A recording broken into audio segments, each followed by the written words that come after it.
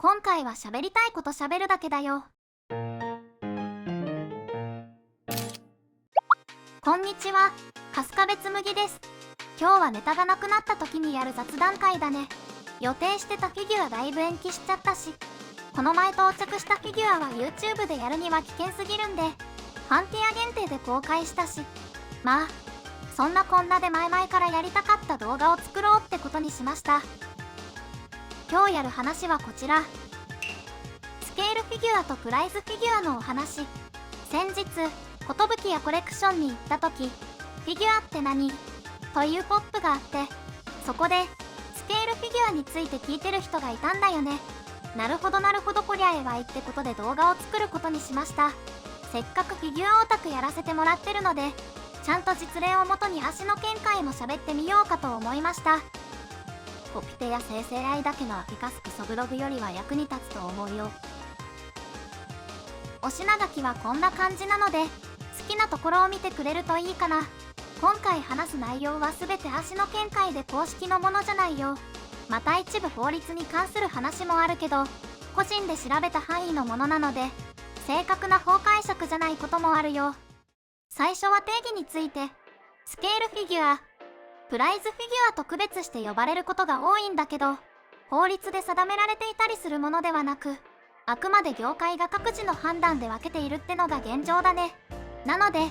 一般的にプライズと呼ばれるクレーンゲームのフィギュアを、スケールフィギュア登場みたいな売り込みをしたって別に罰せられることはないと思う。有料誤認の可能性があるかも。で、じゃあ実際のところどんな区別をしているかというと、ざっとこんな感じ。めちゃめちゃざっくり言うと、お店などでお金で買えるのがスケールフィギュア、買えないのはプライズフィギュア。一応クオリティ云々の話もあるんだけど、安価なスケールフィギュア、手の込んだプライズフィギュアも登場しているので、買える買えないぐらいの基準でいいんじゃないかなって思ってる。ちなみにメルカリやホビーショップで買えるって意見があると思うけど、中古販売で公式の販売経路ではないから別枠だよ。そしてこのプライズフィギュア、現状ではこの2つに分類されるって考えてる。この辺りは改めて説明する必要がないくらい知名度があるけど、まあ一応ね。まずはくじだね。最近どこもかしこもやり始めたくじ形式で景品の一つとしてフィギュアを置くやつ。これに関しては物申したいことがたくさんあるんだけど、ここでは打足になるので一旦なしで。店舗やオンラインなどでくじを引き、出た目で景品がもらえる。それ以上何も言うことはないんだけど、ラストワンショーといった最後を引いたらさらに限定フィギュアなどの景品が置かれているね。一般的にくじのフィギュアをプライズフィギュアと分類せず、一番くじのフィギュアとして独立している印象だけど、個人的にはどちらも一定のプロセスを経て入手する景品であることから、プライズフィギュアと同義で小分類って考えてる。ゲームセンターの景品は主にクレーンゲームが主流だね。1プレイ100円程度でゲームに成功すれば景品がもらえ、失敗すれば何もなし。くじは何か景品があったけど、こっちはないってのがポイントだね。技術で取るゲームのように思えるけど、実際は設定や一定回数に達しないと取得が厳しいなどあり、結局運ゲーでほぼスロットみたいなもんじゃねかってのは思う。セガの9絵にはクレーンゲームで獲得するものをプライズって書いてた。で、これを2つ分けた理由は入手方法の違いだけじゃなくて、関係する法律が違うからクオリティに差があることが多いんだよ。念を押して何度も言うけど、これは正しい法的解釈を保証するものでもないし、アーシは専門家でもないので間違ってるかもしれないよ。調べられる範囲では、おおむねこんな感じで法律が関係しているイメージ。くじは景品表示法の一般検証になるね。法律的にも問題なさそうで、しかもさらなるクオリティアップだって全然できる状態って感じ。外れなし、かつくじ自体を売っていることで、一般検証の上限に該当しない可能性が高いんだよ。なので、例えば何十万円するフィギュアを景品とすることだって可能。実際にやったら問題になって怒られるかもしれないけど、多分今の法律であればいけそう。とはいえ、くじだってみんなが無限に買うわけではないので、そこそこイケてるクオリティで集客しているってのが現状だね。対してゲームセンターの景品はフエホ。こちらは小売価格おおむね1000円以下となっているので、クオリティがお察しですが、小売価格ってのがポイントで、例えば大量ロットで作成し小売価格を下げればクオリティは維持しつつ1000円以下を守ることもできる。またおおむねなので厳密に1000円以下ではなくてもいいみたいなんだけど、この辺りは内部の人間にしかわからないだろうから何とも言えない。なんとなくクレーンゲームの方がクリーンなイメージはあるけど、結局クレーンゲームの設定とかがあるのでどっちもどっちだね。これでプライズフィギュアがどういうものか分かったかな。次はスケールフィギュアなんだけど、これは一般的に購入できるものなら全部スケールフィギュアって呼ばれちゃっててあまり細かな分類はないよ。ただ価格帯で各メーカーがシリーズ名称を付けたりしてる。国内メーカーはもちろんだけど、中国メーカーのミートスも展開してるあたり、世界的にフィギュアの高騰に手を焼いているのかもしれないね。そう、スケールフィギュア高いんです。定義じゃないんだけど、ぶっちゃけスケールフィギュアめっちゃ高いです。なんか高いものをスケールフィギュアって呼んでるイメージもあります。今普通のスケールフィギュアが2万円前後で1万5000円とかだったらちょっと安いみたいな風潮がスケールフィギュアです。もう高けりゃスケールフィギュアって言っておけば通じそうです。そんな感じでスケールフィギュアは細分化されておらず、実際結構カオスでメーカーもどう呼ぶか困ってる感じあるなって思ってる。冒頭で話した寿屋コレクションでも表記はフィギュアだったし、6分の1とかのスケールで表記しているものって言いたい気持ちはあるんだけど、ノンスケールとか言い出してるものもあるので、もうわかんねえなこれって感じ。といった感じで、スケールフィギュアとプライズフィギュアの定義でした。まとめるとこんな感じだね。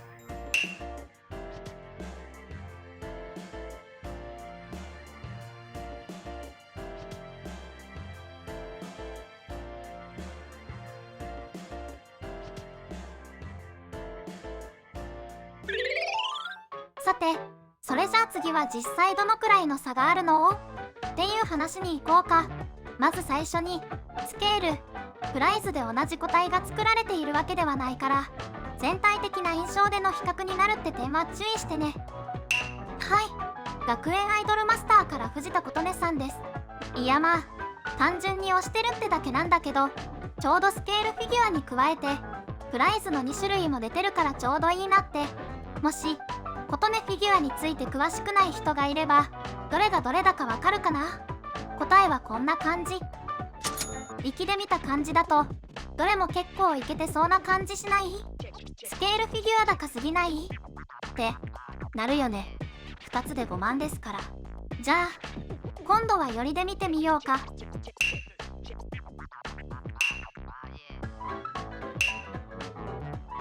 どうかな？紙の質感とか見るとわかるけど、ゲーセン景品はさすがに厳しい状況だね。ゲーセン景品のフィギュアは成型色って呼ばれる塗装などせず、素材そのままの色で出してるケースが多いので、質感が結構安いっぽいことが多いよ。プラモデルをそのまま組み上げた感じって印象に近いかな。ただ顔の可愛さに関してはかなりいい勝負してるよね。個人的にはかなり好き。担保印刷など技術の進歩を顕著に受けているんだと思う。ただ顔が可愛く注目できる分、紙の造形の乏しさが群を抜いて目立ってしまう。色合いも素材そのままなのでのっぺりと、予算の都合上仕方ないってのは分かってるんだけど、次に一番くじことね。実は今まで一番くじのフィギュア買ったことなかったんだけど、驚いたよ。ここまでのクオリティになっているんだって。一番くじにもランクがあって、グレースマスターっていう一番ランクの高いものらしいんだけど、これはかなり強い。素材感もなく造形もしっかりされているのでちゃんと見れる。他のシリーズに手を出していいんじゃないかなって思い始めてる。ただ今回は中古3200円で購入したって背景もあるので、一番くじで沼って数万円かけて手に入れるかっていうと多分買わない。顔以外の要素がちょっとね。最後はスケールフィギュア。そりゃまあ高いんで当然なんだけど、ちゃんとしてるよね。が一番くじの造形を見た後に10倍近い違いがあるかと聞かれると、即答しかねるってのが正直な感想。もちろんスケールフィギュアもピンキリなので、今回の比較で貼ってだけなんだけどね。ただまあ今回は顔だけで見たので、次は服とかその他の情報も見てみよう。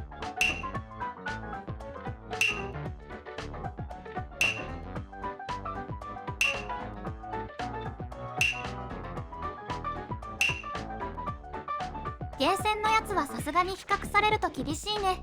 値段を考えれば仕方ないんだけど、フィギュアを見るとき値段のこと考えないしなって。次は一番くじ。造形は確かにすごいんだけど、服の質感とかは明らかに値段相応って感じだね。服に結構強めのテカリや塗装のはみ出しなんかが見られるね。汚れや服のデカールがかけているんだけど、これは中古なんでもともとそうだったかはわからないけど、汚れは製造上のやつっぽいので、顔以外は結構簡略化してるのかもしれない。何より服の素材そのまま感が結構厳しい。インナーの素材感が悪目立ちしていて、という印象。写真でこの質感を表現しきれてない足の落ち度なんだけど、目で見ると結構分かっちゃうので厳しいなってなっちゃう。多分このクオリティが再三出せる限界なんだろうね。最後はスケール。これはもう一目瞭然だね。塗装や造形なんかはすごく自然に見えるいい具合に仕上がっていて、この辺りは値段の差をすごく感じた。そしてプライズフィギュアにおいて致命的な問題があって、足の合わせ目が目立つ。ゲーセンの方は購入当初かなり目立っていたので仕方なくヤスリが消しました。おかげでだいぶ目立たなくなったんだけど、それでも目立つんだよね。これがね、本当に目立つ。削ればいいってのはわかるんだけど、毎回削る作業を強いられるのはちょっと。他の出来栄えを加味して考えると、じゃあ別に買わなくてもってなるかなと。まあそんな感じでいろいろ比較してみたけど、どうだったかな。アーシは好きなキャラのフィギュア化が嬉しいのはもちろんだけど、フィギュアとして素晴らしい一品が欲しいタイプのオタクなんで、ゲーセンのプライズはちょっと厳しいかなって思ってる。頑張ってはいるんだけど、鑑賞する時に頑張ってるって色眼鏡をかけなきゃならないのは違うなって。くじは様子見。いわゆる一番くじの最高ランクでも現状ここまでなので、情報を見て後々手に入れば買うかなってぐらい。スケールフィギュアが現状では最優先だね。でも価格高騰が顕著なので、もう少し判断基準を緩めなきゃって思いは強くなってるよ。なんだかんだ言ってここまでのクオリティが出せるくじの存在は偉大だし、スケールフィギュアの存在を脅かすものにはなってると思う。それこそ大家ユーザーに怒られない範囲で値上げか確率を下げ、クオリティアップを選ぶ道もあるし、戦う方法が多いのも強い。ただ直近でヒロアカ一番くじが炎上しているところを見ると、まだまだ戦略を練る必要があるんだろうね。ざっと調べた感じだと、何時間も並んだ挙句買えるかどうかもわからない上、買えたと思っても目当ての景品がなかったり、ロット買いを迫られたりなど、ユーザーの反感を買いやすい商売だし、現に足が手を出さないのがこの辺りのプロセスが嫌だから、得られる対価に対して問題が多すぎるんで、予約すれば確実に手に入るスケールフィギュアが合ってる。最近発売中止のやつ出たけど。さて次はスケールフィギュアの低価格帯フィギュアの比較。あんまり数がないし結構前のものしかないから現状は改善されてるかもしれないけど、まあそのねテンションで察してくれればいいかな。今持っている低価格帯フィギュアと一番くじを比較。リバーススタジオのリンボはかなり戦えてるんだけど、ポップアップパレードの2つはかなり厳しい。サイズ感はもちろんのこと、一番くじのクオリティを見せられてからでは厳しい意見を言わなければならないなって。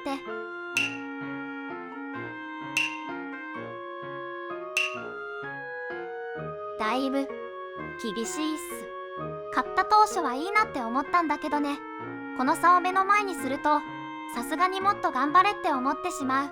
塗装の質感や素材感のなさはポップアップパレードが圧倒的に上なんだけど、強みが評価すべきポイントが見当たらねえっす。がポップアップパレードは最近急激に良くなっていたり、 L サイズといったサイズアップ展開もしていて、多分一番くじに対応した販売展開をしているんだろうなってのは思った。でも出遅れている感もあるので、この辺りは販売強化をしていかないと置いていかれる。ガチで危機感持った方がいい。正直今ポップアップパレードで発売されますって言われるより、一番くじで出しますって言われた方がおってなる。次はリバーススタジオのリンボと比較。これはシリーズとかそういうものではなく、単発で出されたお手頃フィギュアなので、系統は違うから比較していいのかわからないけど、せっかくなので個人的にはリンゴの方が好きかな。サイズ感がない点は不利なんだけど、可愛さ、造形、塗装の良さなどフィギュアとしての魅力は圧倒的にリンゴが上って感じだね。空張り買うぐらい気に入ってるので多少の色眼鏡はあるだろうけど、琴音も好きだしいい勝負だと思う。スケールアップして出たらまた買うと思う。簡単にだけど低価格帯フィギュアとの比較でした。他メーカーの低価格帯フィギュアがあればもっと良かったんだけど、手持ちがこれくらいなので許して。一番くじのフィギュアを低価格帯と比較していいか微妙だし、中古で安く買えたってだけなんだけど、グレースマスターシリーズでも1万円を超えるものがあまりない状況だし、確実にこの辺りのラインで戦うものだろうとは思ってる。まあ版権の強さで需要と供給のバランスが崩れ、かなり高騰するケースがあるようなんで一概には言えないんだけどね。ここまでプライズフィギュア結構やるやんって話でしたが、ここからはプライズフィギュアについてボロカス言う時間です。個人的にプライズフィギュア市場全体で気になってることはこれ。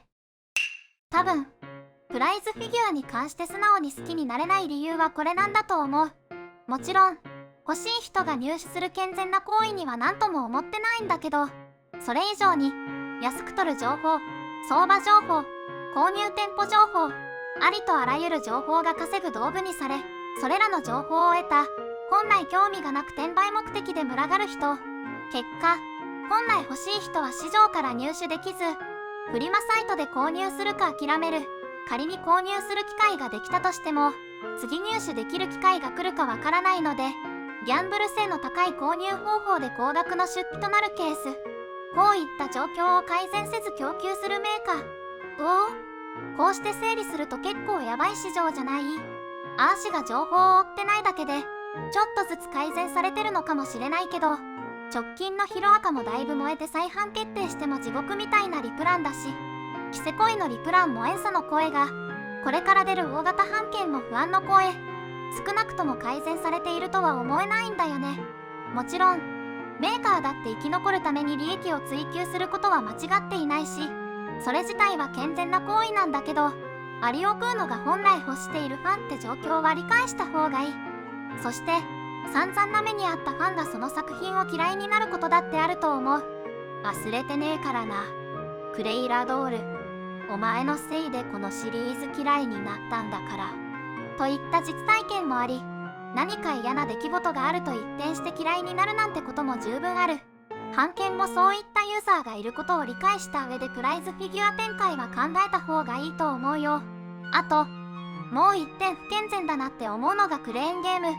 プライズフィギュアを紹介した時にほぼスロットじゃねえかって冗談っぽく言ったんだけど、確率表記もなく天井もわからない、とりあえずわからないからお金を入れて様子を見る、そんな状態で確率で入手できるタイミングまで投資を続ける。技術介入要素の強いゲームなんて言ってるけど、やってることスロットじゃん。実情はほぼギャンブルでしょ。他にも少ない金額で取れた人だけがどうやって何円で取れましたなんて声高々に言うけど、取れなかったりかなり高額を突っ込んだ人は言わないから、少額で入手できると勘違いしやすい。ギャンブルと同じ構造なんだよね。構成要素はかなりギャンブルに近いけど年齢制限もないし、正しい判断ができるか曖昧な未成年を狩る場になってる気もしてる。まあ入手できるまで際限なく突っ込むのは大人ぐらいか。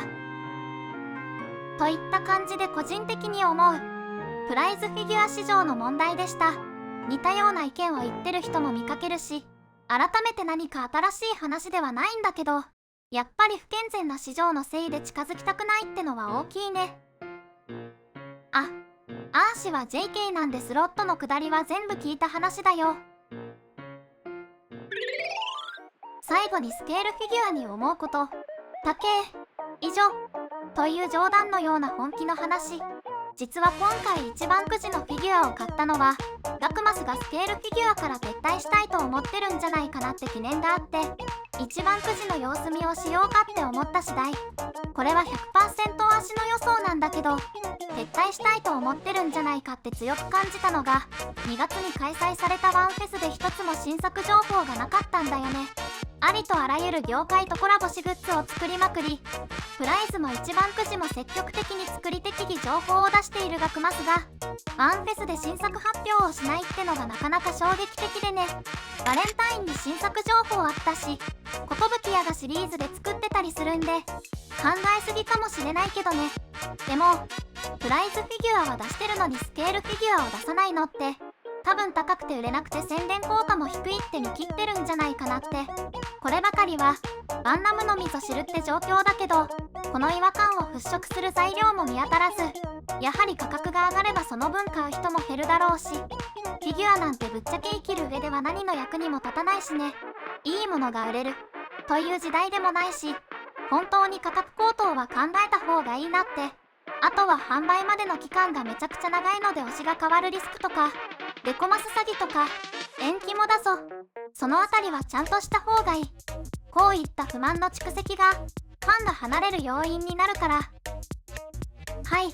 ということで喋りたいこと全部喋りました。もうしばらくの間喋らなくても大丈夫そう。もしよかったらみんなのプライズフィギュアに関する小話や失敗、成功のコメントを聞けると嬉しいかな。プライズフィギュア市場の情報は抑えてないから、ぜひいろいろ聞いてみたい。あまり過激な発言や誹謗中傷なしだよ。それじゃあ今回の動画はここまで。ご視聴ありがとうございました。また次も気が向いたら動画作ろうと思うので、よかったら見に来てください。あ、よかったら高評価やチャンネル登録とかしてくれると嬉しいかな。じゃあ機会があればまた別の動画で会おうね。